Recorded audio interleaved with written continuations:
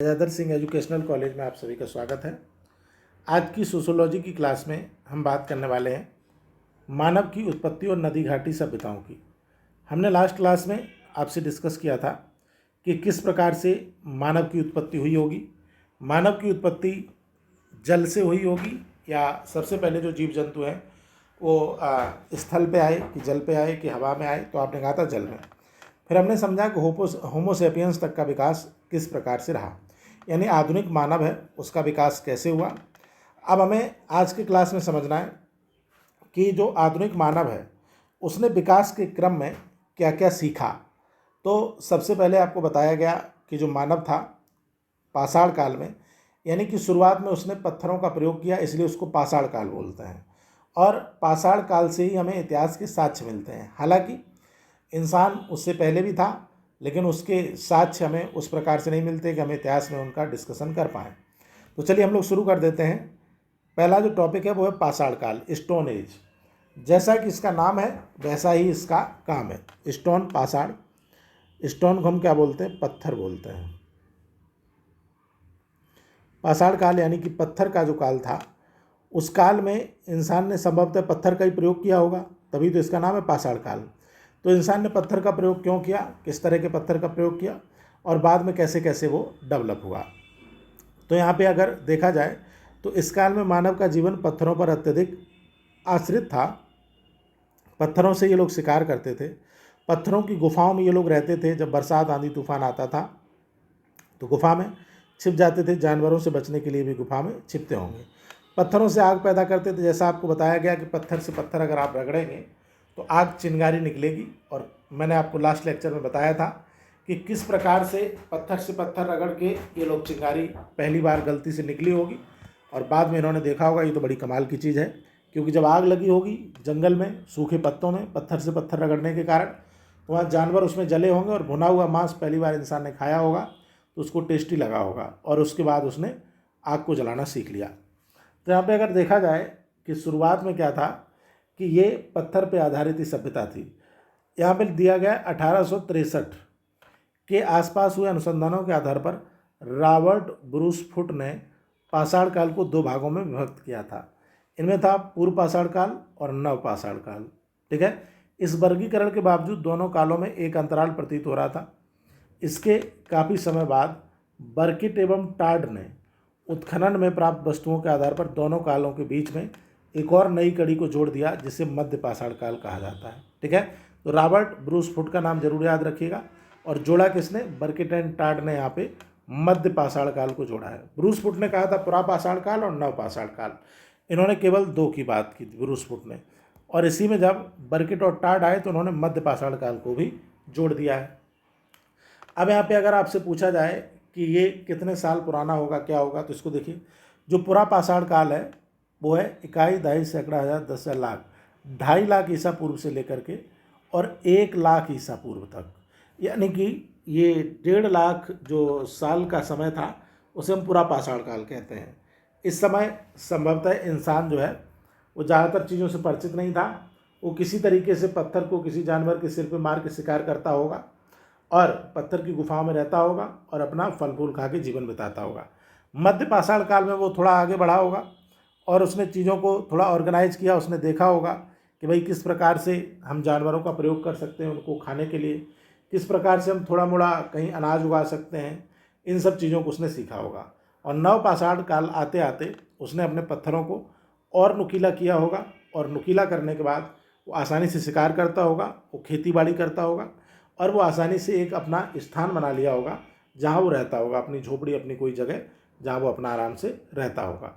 क्योंकि होता क्या है कि जब मनुष्य जानवर को पालतू बनाता है, जब मनुष्य खेती करना शुरू कर देता है तो उसको एक जगह रहना पड़ेगा। मान लीजिए कि आप जानवर को पालतू बनाते हैं तो आप अगर यहाँ से वहाँ मूव करते रहेंगे तो चल जाएगा, क्योंकि जानवर को भी अपने साथ लेते जाइएगा। आपने देखा होगा बहुत सारे चरवाहे होते हैं, एक जगह से दूसरी जगह जानवरों को चराने के लिए ले जाते हैं। लेकिन अगर आप खेती करने लगेंगे तो खेती को आप कैसे उठा के ले जाएंगे? कम से कम उतने दिन तो आपको एक जगह ठहरना पड़ेगा जितने दिन में वो फसल तैयार हो जाए। ठीक है, तो यहाँ पे क्या है कि नव पाषाण काल में इंसान ये आते आते नुकीले पत्थर के औजार बनाया उसने, एक जगह रहना शुरू कर दिया, खेतीबाड़ी करने लगा, पहिए का आविष्कार कर लिया उसने, बहुत सारी चीज़ें वो सीख गया। तो यहाँ पे ईसा पूर्व का क्या मतलब, इसके बारे में बताया गया है। ईसा पूर्व का मतलब मैं बता देता हूँ। जैसे हमारे धर्म में जैसे ब्रह्मा विष्णु महेश राम कृष्ण जो भगवान है हमारे, इसी तरीके से ईसाइयों के भगवान है ईसा मसीह। तो ईसा मसीह का जन्म जो है उसको 0 ईस्वी माना जाता है, 0। इससे जब हम आगे बढ़ेंगे तो ये क्या आ जाएगा, AD आ जाएगा, एनो डोमिनो, यानी ईसा मसीह के जन्म के बाद। जैसे कि अभी कितना है, तो आप कहेंगे 2025। ये 2025 क्या है, ये 2025 आपका AD है, 2025 AD। और जब ईसा मसीह का जन्म नहीं हुआ उससे पहले, तो ईसा मसीह के जन्म के 100 साल पहले, तो 100 बिफोर क्राइस्ट, 100 साल पहले। ईसा मसीह के जन्म के 1000 साल पहले, तो 1000 बिफोर क्राइस्ट, 1000 BC ऐसे लिखा जाता है। तो ये बात आप समझ लीजिएगा कि बहुत ही आसान है, ईसा मसीह के जन्म से रिलेटेड इसको समझा जाता है। अब सबसे पहला यहाँ पे पूरा पाषाण काल, पैलियोलिथिक पीरियड। पूरा पाषाण काल का मानव क्या करता होगा, तो भाई मानव जब पृथ्वी पर आया होगा तो वो करता क्या होगा, वो किसी तरीके से अपना पेट भरेगा और आराम से वो पेट भर जाएगा तो पड़ा रहेगा, कहीं पेड़ की छाया में, कहीं गुफा में, कहीं पड़ा रहेगा। अब उसके पास ज़्यादा नुकीले औजार नहीं है तो किसी तरीके से वो शिकार करेगा। देखें, पूरा पाषाण काल के मानव जीवन की जानकारी विद्वानों को पत्थरों से बने उपकरणों एवं औजारों के द्वारा प्राप्त होती है। देखिए होता क्या, हमने आपको पहले भी बताया था कि शुरुआत में मानव पत्थर से औजार बनाना नहीं जानता था। वो पत्थर उठाया उसने और उसको मार दिया जानवर के सिर पे। बाद में उसने इस पत्थर को थोड़ा काटा छाटा और थोड़ा सा नुकीला बनाने का उसने प्रयास किया, ऐसे बना दिया। और बाद में इसको एकदम नुकीला इसने बना दिया। ठीक है, बाद में कैसा बना दिया, एकदम नुकीला इसने बना दिया ऐसे। और इसको कहीं भी चुभा सकता था, वो कुछ भी कर सकता था। तो यहाँ पे क्या है कि पत्थरों से होती है। इसी के फलस्वरूप इतिहासकारों ने मानव इतिहास के प्रारंभिक काल को पूरा पाषाण काल नाम दिया है, क्योंकि पत्थर उस समय यूज होता था। मानव सभ्यता के प्रारंभिक काल को पूर्व पाषाण काल के नाम से जाना जाता है। इस काल की विशेषताएं देख लेते हैं। निवास स्थान, तो बताइए एकदम शुरुआत में जब इंसान पृथ्वी पर आया होगा तो कहाँ रहता होगा, फ्लैट में रहता होगा या फिर वो कहीं अपना बंगला बनवाया होगा कि कहीं पे भी पेड़ पौधों के नीचे, पेड़ के नीचे या गुफा में रहता होगा। तो शुरुआत का निवास स्थान प्राकृतिक गुफाओं में, कंदराओं में था। और वो कहाँ जाएगा, गुफाएं आप कभी गए हो अगर किसी पहाड़ पर तो आपने देखा होगा वहाँ गुफाएं बनी होती हैं नेचुरली, उसमें आदमी रहता होगा। और ये गुफाएं कहाँ होंगी, तालाब, नदी, जल के स्रोत, यानी कि वो उसी गुफा में रहेगा जहाँ आसपास पानी भी हो, वरना पानी भी होगा नहीं तो जीवन संभव नहीं है। इसको आप याद रखिएगा। मानव का जीवन खानाबदोशी था। खानाबदोशी का मतलब क्या होता है, खाने के लिए यहाँ से वहाँ घूमते रहना। जैसे आज भी कुछ लोग खानाबदोशी होते हैं। आप में से कुछ स्टूडेंट होंगे, कहीं रूम रेंट पे लेके रहते होंगे। सुबह उठेंगे, सोचेंगे आज किस मित्र के यहाँ चला जाए, खाना मिल जाए। आज एक मित्र के यहाँ गए, दोपहर का भोजन किया, फिर जुगाड़ लगाया, दूसरे मित्र के यहाँ शाम का भोजन किया, यानी भोजन के लिए यहाँ से वहाँ घूमते रहेंगे। तो ऐसे लोगों को खानाबदोशी कहते हैं। तो अभी तो आप मज़े मज़े में घूमते हैं, खाना बनाना ना पड़े, लेकिन उस समय इंसान की मजबूरी थी, क्योंकि एक जगह रह कर के वो अनाज या फिर उगाना वो नहीं जानता था, जानवरों को पालना नहीं जानता था। तो जिधर शिकार करने जाता था उधर ही वो रह लेता था, अपना खाने की तलाश में घूमता रहता था। जिसके कारण वह भोजन की तलाश में एक स्थान दूसरे तरफ घूमता रहता था। वह कभी कभी वृक्षों की डालियों एवं झाड़ियों में छिप कर रहता था, ठीक है, जानवरों से बचने के लिए। आजीविका का साधन, भाई उस समय क्या बिजनेस करते होंगे ये लोग पूरा पाषाण काल में। तो पूरा पाषाण काल में बताइए, आईफोन का स्टोर खोलता होगा कि सरकारी मास्टर होगा कि DM बना होगा, कुछ नहीं। जीविका का साधन क्या होगा, जीविका का साधन जो है वही होगा जो नेचर उसे देगा। तो पूरी तरह प्रकृति पर आधारित था उसका जीविका का साधन। प्रकृति पर आधारित का मतलब क्या हुआ, जानवरों का शिकार करेगा वो जो प्रकृति ने दिया है, मछलियाँ पकड़ेगा वो, और जो भी कंद मूल फल मिलेगा उनको वो खाएगा। यानी कि शुरुआत में जानवरों का शिकार करना और पेड़ पौधों से अपना काम चलाना था उसको। कंद मूल फल सब पेड़ पौधों से मिलते हैं। फिर आग की खोज की अगर बात की जाए तो मानव ने पत्थर से पत्थर टकराया, आग लग गई। आपको बताया कि पत्थर से पत्थर उसने टकराया ही क्यों, क्योंकि वो औजार बनाना चाहता था। पत्थर से पत्थर टकरा के औजार बनाने के लिए उसमें से चिंगारी निकल आई होगी, और वो कहीं सूखे पत्तों में चिंगारी वो लगी होगी, और उसके बाद आग जलाना वो सीख गया, ठीक है। और आग का जब आविष्कार कर लिया उसने तो मानव के जीवन में महत्वपूर्ण परिवर्तन आया।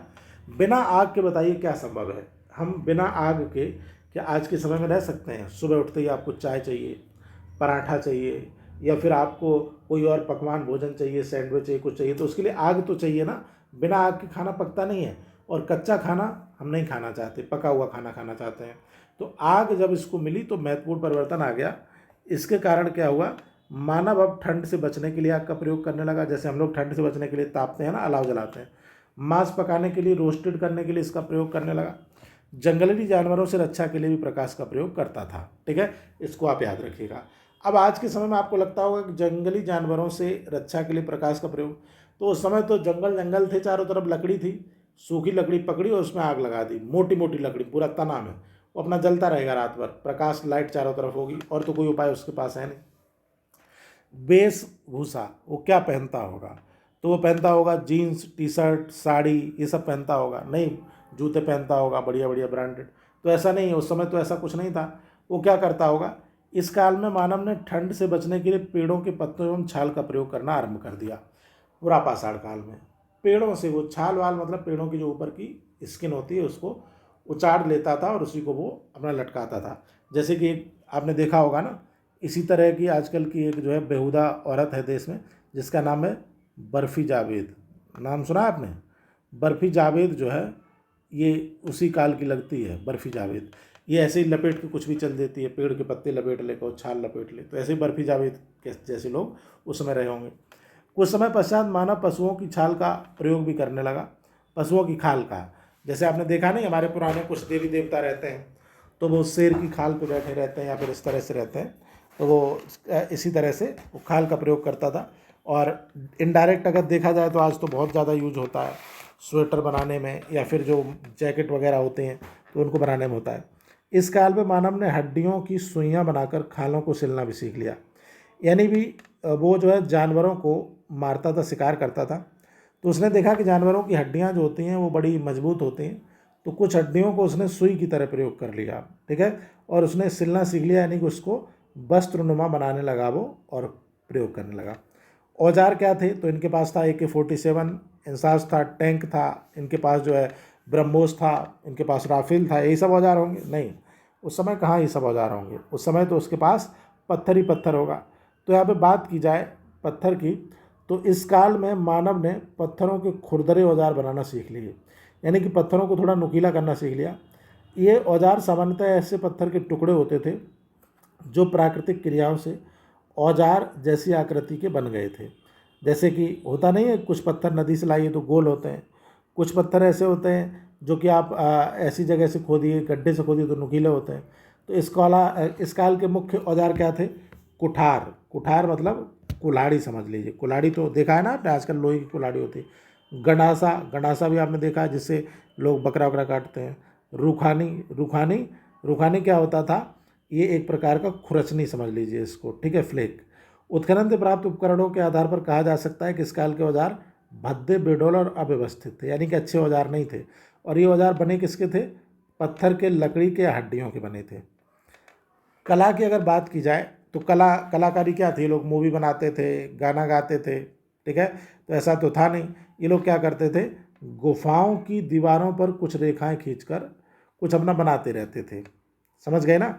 जैसे कि आदमी जब खाली बैठा रहता है, आप कभी देखिएगा, आप कहीं खाली बैठे होइए पेड़ के नीचे और आप कुछ सोच रहे हैं, दिमाग में कुछ चल रहा है, तो आप क्या करेंगे, आसपास से कोई लकड़ी या पत्थर कुछ मिलेगा आपको टुकड़ा, तो उससे कुछ ना कुछ बना देंगे, ज़मीन पे ऐसे बनाते रहेंगे, खींचते रहेंगे। कुछ ना मिलेगा, अंगुली से ही बना देंगे, कुछ ऐसे बनाएंगे। तो ऐसे ये लोग अपना गुफाओं में रहते थे, बोर होते होंगे तो कुछ ना कुछ जो है अपना बनाते रहते थे। तो चित्रकारी इसी को बोला गया, चित्रकार। स्पेन अल्तमीरा, फ्रांस लास्को और भारत में भीमबेटका की गुफा में ऐसे चित्र मिले हैं। ये सबसे इम्पोर्टेंट है, भारत में भीमबेटका की गुफा, मध्य प्रदेश में है ये। कहाँ पर है? मध्य प्रदेश में। तो यहाँ पे रायसेन जिले मध्य प्रदेश में भीमबेटका की गुफाएं हैं, जहाँ पे आपको इसका एग्जाम्पल मिल जाएगा। अंत्येष्टि प्रथा, अंतिम संस्कार कैसे होता होगा? तो आज के समय में देखिए अंतिम संस्कार की 2-3 विधियाँ प्रचलित हैं। जैसे कि अगर देखा जाए हिंदू धर्म में, तो हम लोग क्या करते हैं, डेड बॉडी को जला देते हैं। ठीक है, अब उसके पीछे परंपरा लंबी चौड़ी कहानी रही होगी, पूर्वजों से पूछेगा। दूसरा, अगर इस्लाम धर्म की बात की जाए, मुस्लिमों में बात की जाए, तो वो उसको क्या करते हैं, उसको दफना देते हैं, कई फीट नीचे गड्ढा खोद के डेड बॉडी को दफना देते हैं। तो ये धर्म के अनुसार अपना अलग अलग पद्धति है। अब उस समय भी क्या ऐसा डिवाइडेशन था या एक ही तरीके से सब लोग करते होंगे? तो इस काल के उत्खनन से प्राप्त सामग्री के आधार पर यह अनुमान लगाया जाता है कि मानव अपने मृतक लोगों को दफना देता था। यानी कि शुरुआत में क्या करता था, वो दफनाता होगा गड्ढा खोद के, और साथ में ही कुछ खाद्य सामग्री व अन्य उपयोगी वस्तुएं भी रख देता था। इसलिए शायद पुनर्जन्म में विश्वास करता था वो। जैसे कि मान लीजिए पहली बार अगर कोई इंसान मरा होगा, अब ये तो बोलना भी बड़ी अजीब बात है, अजीब सा ये कहानी है। मान लीजिए जब कोई ऐसा आदमी हो जिसने कभी मौत ना देखी हो और अचानक से उसके साथ वाला मर जाए, तो उसको तो ऐसा लगेगा ये सो रहा है, शाम को सोया तो सुबह उठा नहीं, इसको जगाएं ज़बरदस्ती, जगाएंगे वो जगेगा नहीं, कई दिन तक नहीं जगेगा, हम समझेंगे ये साला मर गया होगा। ठीक है, मरना हम जानते ही नहीं, मतलब ये जग नहीं रहा है, तो हम सोचेंगे कि इसके पास में कुछ रख दो, अपना जगेगा तो खा लेगा, तो इसलिए हम क्या कर देंगे, उसके पास में कुछ रख देंगे, सैंडविच, बर्गर, चाउमीन, मोमोज, ये सब रख देंगे उसके पास में, अपना जगेगा तो खाएगा, हालांकि जब तक जगेगा सड़ जाएगा। तो ये लोग भी क्या करते थे कि कोई अगर मर गया तो उसको दफना देते थे और उसके साथ में कुछ सामान रख देते थे, जिससे कि पुनर्जन्म अगर उसका हो तो वो अपना उन चीज़ों को यूज कर सके। आज भी हम लोग पुनर्जन्म में विश्वास रखते हैं भाई। जैसे कि अगर बात की जाए हिंदू धर्म की, तो हिंदू धर्म पुनर्जन्म में विश्वास करता है। कभी कभी आपने देखा होगा कि शादी जो होती है वो 7 जन्मों का बंधन होती है, तो पुनर्जन्म होगा तभी तो 7 जन्म होंगे। भगवान करे आपका ये अंतिम जन्म हो ताकि आप शादी के बंधन से मुक्त हो जाएं, 7वां जन्म हो। तो यहाँ पे क्या है कि और भी चीज़ें हैं पुनर्जन्म, मतलब कि हम लोगों में भंडारा कराया जाता है, तेरहवीं कराई जाती है, और आत्मा की शांति के लिए यज्ञ कराया जाता है। तो ये सब क्या है, ये अंत्येष्टि संस्कार का ही भाग है। संगठन, ऑर्गेनाइजेशन, इस युग में मानव झुंड बनाकर शिकार करता था, आज की तरह नहीं कि पड़ोसी आपस में लड़े जा रहे हैं। आप देखिए आर्थिक युग जितना आएगा उतनी लड़ाई होगी। पुराने समय में क्या था, इंसान के पास कुछ था ही नहीं, खाने की बस टेंशन है। तो खाने की टेंशन है तो क्या है, आराम से जाएंगे सब लोग मिल माल के, मारेंगे जानवर को, आग जलाएंगे, आग जलाना तो सीख ही गए, भूनेंगे उसको, बढ़िया रोस्टेड करेंगे। कोई नियम कोई कानून नहीं है कि किसको नहीं मारना है, हिरन मिल जाए हिरन मार दो, शेर, चीता, कुत्ता, बिल्ली, भेड़, बकरी जो मिले मार के खा जाओ, क्योंकि उस समय कोई रूल रेगुलेशन नहीं है आज की तरह कि हिरन नहीं मारना है तो शेर नहीं मारा, ऐसा नहीं। झुंड बना के शिकार करेंगे, उसको बढ़िया भूनेंगे, रोस्टेड करेंगे, बढ़िया बढ़िया आम के फल तोड़ेंगे, कहीं से भी कोई रोकने वाला नहीं है, कहीं से भी वो कुछ भी फल तोड़ के खाएंगे, किसी भी जानवर को मार के खा जाएंगे। कभी कभी उसमें शिकार के हिस्से को लेकर विवाद भी हो जाता था। देखो यहाँ पे विवाद किस लिए हुआ, शिकार के हिस्से को लेके। मान लीजिए आपने हिरन मारा, अब जो लोग नॉनवेज खाते हैं, मैं तो नहीं खाता हूँ भाई, मेरी बातों से आपको ज़रूर लग सकता है कि मैं कंजप्शन करता हूँ, लेकिन नहीं करता हूँ। तो यहाँ पे होता क्या है, जैसे कई मित्र खाते हैं, तो मैं बता रहा हूँ बकरा हो गया, तो बकरे में क्या होता है, कोई कहेगा लेग पीस चाहिए, लेग पीस बकरे में नहीं होता है, चिकन में होता है। तो मान लीजिए चिकन आपने शिकार किया 4 दोस्तों ने मिलके, अब उसमें चिकन में 2 ही लेग पीस होगा, 2 ने लेग पीस खा लिया, बचे हुए 2 को लेग पीस नहीं मिला, वो बवाल कर देंगे भैया हमको कहीं नहीं दिया, लड़ाई झगड़ा भी हो सकता है। कई बार न्यूज़ में मैं देखता हूँ कि वहाँ बारात में जो है वो लेग पीस न मिलने के कारण बवाल हुआ, सर फूट गया। एक जगह न्यूज़ मैंने पढ़ा था, हमारे यूपी का ही था, कि तंदूरी रोटी को लेकर के 2 लोगों में विवाद हो गया बारात में, और दोनों ने एक दूसरे को इतना पीटा कि दोनों की डेथ हो गई। तो विवाद अब जब हो रहा है खाने को लेके, तो तब तो होता ही होगा। इस स्थिति तक पहुंचते पहुंचते वह समझ चुका था कि तभी जीवन रह सकता है जब वह दूसरों के साथ मिलकर चले, क्योंकि अगर आपस में लड़ाई करेंगे, अकेले अकेले रहेंगे, तो जानवर आएगा खा जाएगा सबको। ठीक है, इस प्रकार से पता चलता है कि इस युग में सहयोग और समन्वय की भावना विकसित हो चुकी थी। समझ में आया कि नहीं? और सहयोग और समन्वय की जब भावना होती है तो उसी से समाज बनता है, उसी को समाजीकरण कहते हैं। समाज तो बनेगा ना। चलिए, अब है मध्य पाषाण काल। तो पुरा पाषाण काल में आपने जो समझा उसका ओवरव्यू ले लेते हैं। पुरा पाषाण काल में क्या था, पत्थर के औजार, और वो भी अच्छे औजार नहीं, बेकार औजार, पत्थर के औजार। और सबसे इंपॉर्टेंट है आग की खोज। ठीक है, पत्थर के साथ साथ लकड़ी के भी औजार थे यहाँ पे, और वो जो जानवर होते थे उनकी हड्डियों से भी वो सुई वगैरह करते थे। पेड़ की छाल को लपेटना सीख गए, वो खाल जो जानवरों की होती थी उसको सिलना सीख गए। ठीक है, खाल। तो यहाँ पे पत्थर के औजार, आग की खोज सबसे इंपॉर्टेंट है। आग की खोज कब हुई थी? पुरा पाषाण काल में। अब आ जाते हैं मध्य पाषाण काल, मीसोलिथिक एज। मध्य पाषाण काल तक आते आते मानव का विकास और तीव्र हुआ। वह समूह के रूप में रहने लगा, झुंड में रहने लगा। वो अभी क्या था कि वो झुंड में थोड़ा रहना पसंद नहीं करता था, शिकार को लेकर लड़ाई कर रहा था ना पूर्व पाषाण काल में, लेकिन अब वो झुंड में रहने लगा। और उस झुंड का जो सर्वाधिक शक्तिशाली व्यक्ति होता था वो उसका नेता होता था। ताकत चाहिए देखिए होता क्या है कि आज के समय में जो डेमोक्रेसी है, इसको डेमोक्रेसी ना बोलिए, लोकतंत्र नहीं भीड़ तंत्र है। और आप देखते हैं इस भीड़ तंत्र में जिसके पास जितनी भीड़ है वो नेता बन जाता है, वो जीत जाता है। यहाँ पे इससे मतलब नहीं कि वो नेता कितना पढ़ा लिखा है, कितना ताकतवर है, उससे मतलब नहीं, भीड़ होनी चाहिए। जैसे कि बात अगर की जाए हमारे मोदी साहब की, तो बताइए मोदी साहब कितने पढ़े लिखे हैं? कुछ न पढ़े लिखे हैं, ठीक है। मोदी साहब कितने ताकतवर हैं? कुछ नहीं। आप में से किसी को लड़ा दूं अभी पटक के जो है उनको गिरा देगा वहीं, ठीक है। तो यहाँ पर क्या है कि वो ना तो पढ़े लिखे हैं और ना ही उनके शरीर में ताकत है, बूढ़े भी हो चुके हैं, लेकिन उसके बावजूद देश के प्रधानमंत्री हैं। क्यों? क्योंकि भीड़ तंत्र है, इतनी सारी भीड़ जो है भारत में वो उनको सपोर्ट करती है। उस समय ऐसा नहीं था, उस समय सबसे शक्तिशाली व्यक्ति नेता होता था। अगर भारत पाकिस्तान युद्ध होगा तो सबसे पहले आगे जाएगा नेता, शक्तिशाली व्यक्ति। आज की तरह नहीं, भारत पाकिस्तान युद्ध होगा तो सब बिल में घुस जाएंगे। जब युद्ध खत्म हो गया तो उसके बाद अपना अपना चमकाने के लिए आएंगे कि हमने ये कर दिया वो कर दिया। तो उस समय शक्तिशाली व्यक्ति जो है वो नेता हुआ करता था। और शक्तिशाली व्यक्ति के नेता होने का रीज़न यही था कि कोई भी आपदा आएगी, विपदा आएगी, तो सबसे आगे वही जाएगा लड़ने के लिए, ताकतवर होना चाहिए।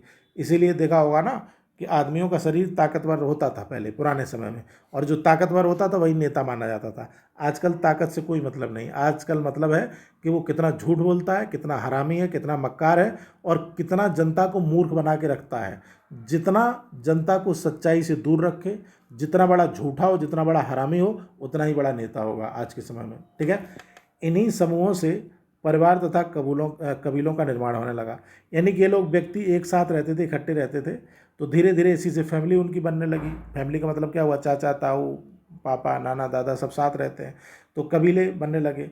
और कबीले का अपना एक सरदार होता था, वही नेता होता था। इस तरह पूर्व पाषाण काल के बाद एक ऐसे युग तथा युग के तथ्य प्रकाश में आए जिसे मध्य पाषाण काल नाम दिया गया। अब मध्य पाषाण काल की विशेषताएं, तो पहला तो यही है कि ये लोग ग्रुप में रहना अपना शुरू कर दिए।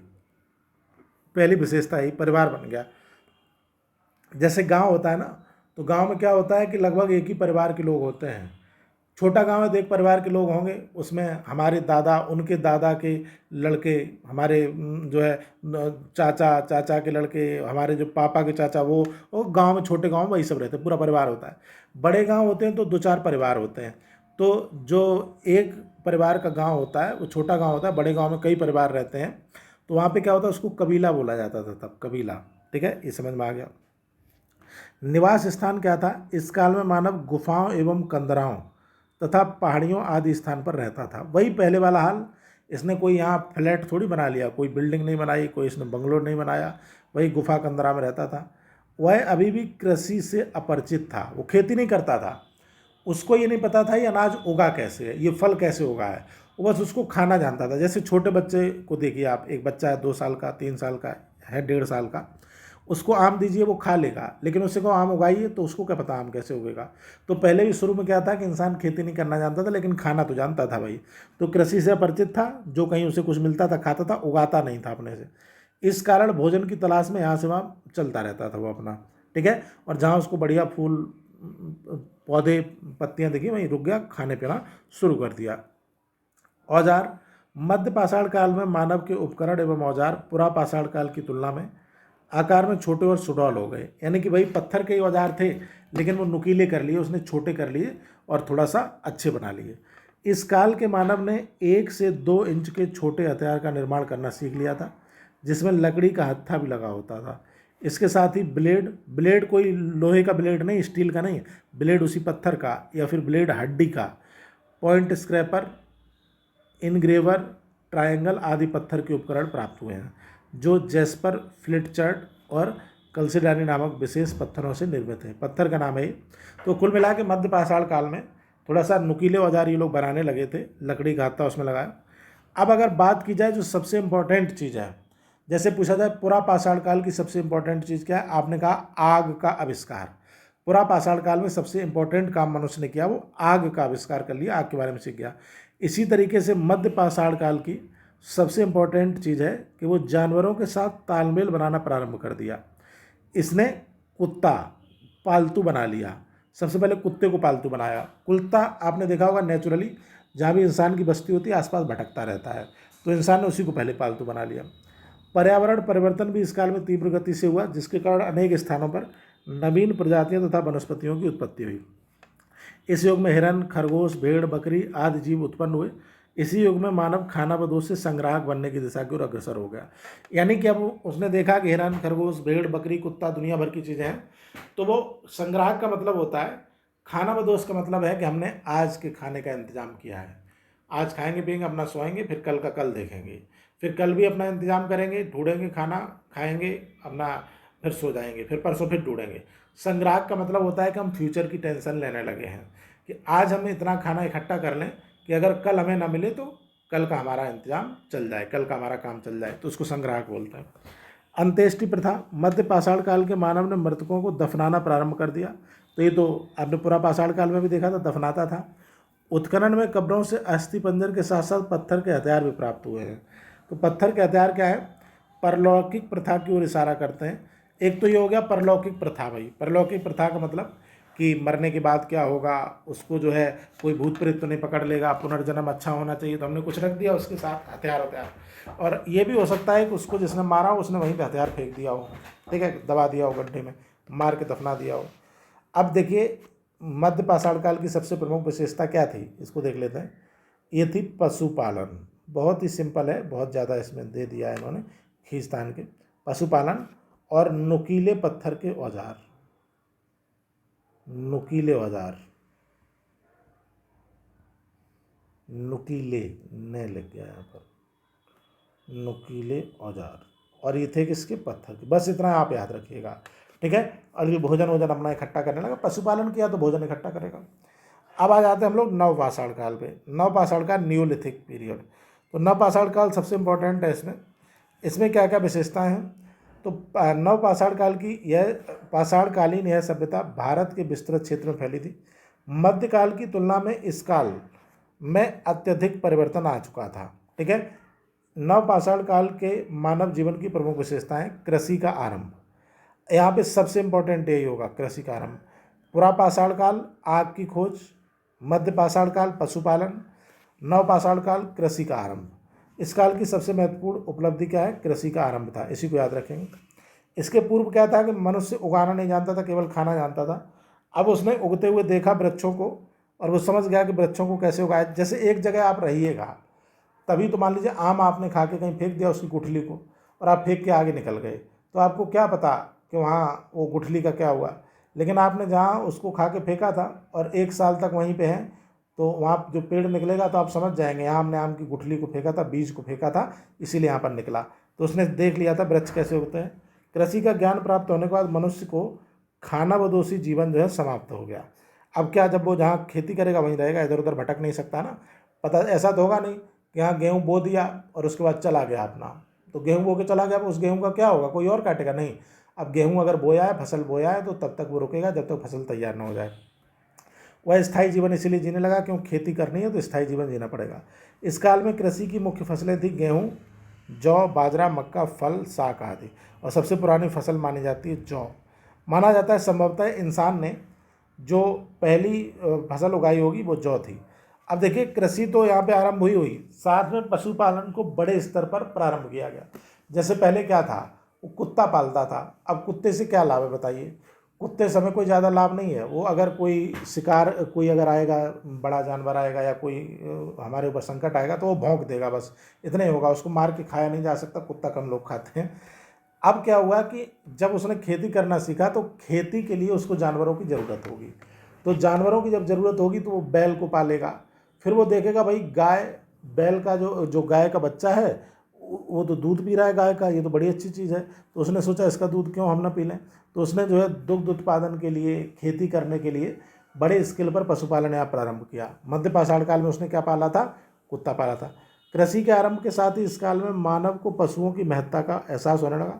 उसने सोचा यदि पशुओं की हत्या करना बंद कर दे तो उसका प्रयोग कृषि कार्य में किया जा सकता है।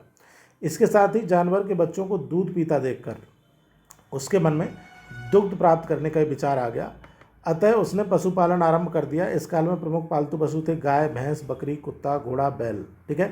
मानव द्वारा सर्वप्रथम पालतू बनाया गया पशु कुत्ता था, याद रखिएगा। अब है बस्तियों का विकास। तो पुरातत्वविदों के मतानुसार जब मानव ने कृषि को पूर्ण रूप से अपना लिया तभी से नवपाषाण युग आरंभ हो गया। इस युग में मानव का जीवन इतना अधिक बदल गया था कि इस युग को नवपाषाण युगीन क्रांति कहा जाता है। मानव व्यवस्थित जीवन की शुरुआत कृषि द्वारा हुई। अब मानव ने मिट्टी के घरों और लकड़ी के घास फूस के खम्भों पर घर बनाना शुरू कर दिया। कुल मिला के क्या था भाई, खेती करने लगा। अब खेती से अनाज होगा तो अनाज को कहाँ रखेगा, तो कहीं ना कहीं ढकने का इंतजाम होना चाहिए। तो आजकल झोपड़ी जो बनाते हैं ना गांव देहात में, पिछड़े हुए एरिया आपने देखे होंगे, कहीं कहीं ऐसे एरिया आज भी हैं जहाँ छप्पर झोपड़ी बनाया जाता है, या फिर टीना वगैरह लोग डाल लेते हैं कम खर्च में घर बनाने के लिए, टीना का बन जाता है। और पक्का घर बनाने वाले लोग जो है वो भी हैं, लेकिन कम खर्च में अगर बनाना है, सबसे कम खर्च में, तो खेत से घास फूस काटो और उसको बांस के साथ मिला के बांध दो, वो बन गई झोपड़ी, छप्पर बोलते हैं जिसको। उससे थोड़ा ज़्यादा खर्चा करना है, टीन सेट डलवाओ, और सबसे ज़्यादा खर्चा आता है पक्का घर बनाने में। तो इन लोगों ने घास फूस के छप्पर बनाए और उसी पे रहना ये लोग शुरू कर दिए। अब घास फूस के घर को अगर मिट्टी से लेप दो तो और ज़्यादा अच्छा हो जाता है, ठीक है। और वहीं पे ये लोग क्या करते थे कि ये अपने घर जो थे वो बस्तियों के पास ही बनाते थे, खेतों के पास बनाते थे। कालांतर में इस बस्तियों ने गांव का रूप ले लिया, धीरे धीरे कई लोग रहने लगे, छोटे नगर बन गए और ये सामाजिक जीवन बढ़ गया। औजारों की उन्नति, तो इस समय क्या था कि जो औजार थे वो नुकीले हो गए। औजार पत्थर की एक चिकनी कुल्हाड़ी थी, वह कुल्हाड़ी बढ़िया दानेदार पत्थर से बनी थी, यानी चिकनी हो गई, इसको पॉलिश कर दिया, बढ़िया नुकीली हो गई। क्योंकि अब धीरे धीरे ये लोग क्या करने लगे हैं, ये समझ गए हैं कि जितना नुकीला औजार होगा उतना ही हमारे काम का आएगा, ठीक है। तो इसको समझ लीजिएगा, काटने वाला किनारा तेज हो गया, डंडे को एक सिर पर लगा दिया गया, इससे कुल्हाड़ी के रूप में काम में लाया जाता था, ठीक है। अब उसकी सहायता से मानव लकड़ी काटता था, मनचाहा आकार देने में समर्थ हुआ। इसके अलावा काष्ठ कला का विकास हुआ, लकड़ी से वो लोग करने लगे और इसका प्रयोग हल, पहिया, तख्त, नाव, लकड़ी के मकान आदि बनाने में किया गया।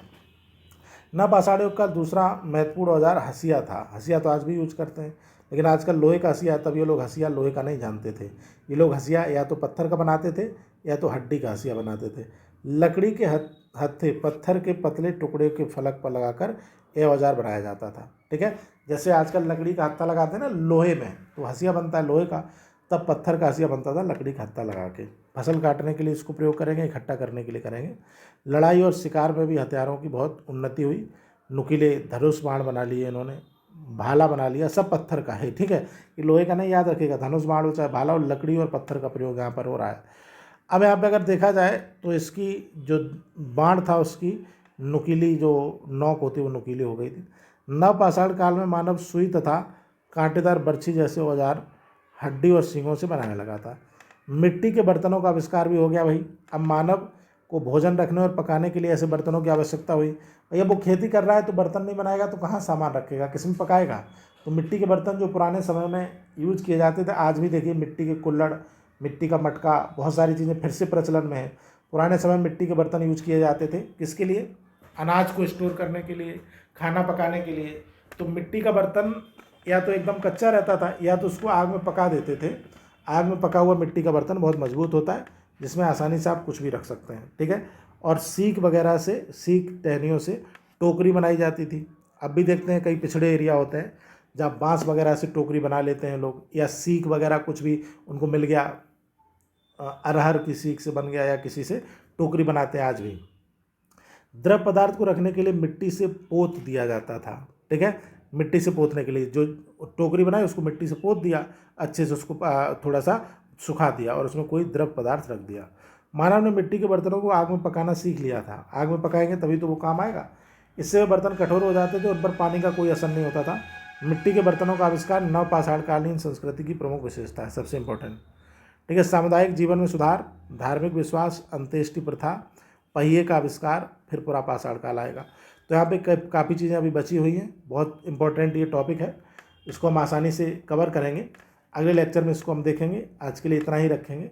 आप लोग रेगुलर क्लास देखा करिए, जिससे कि आपका पूरा का पूरा सिलेबस अच्छे से आपको समझ में आए। आज के लिए इतना ही, थैंक यू।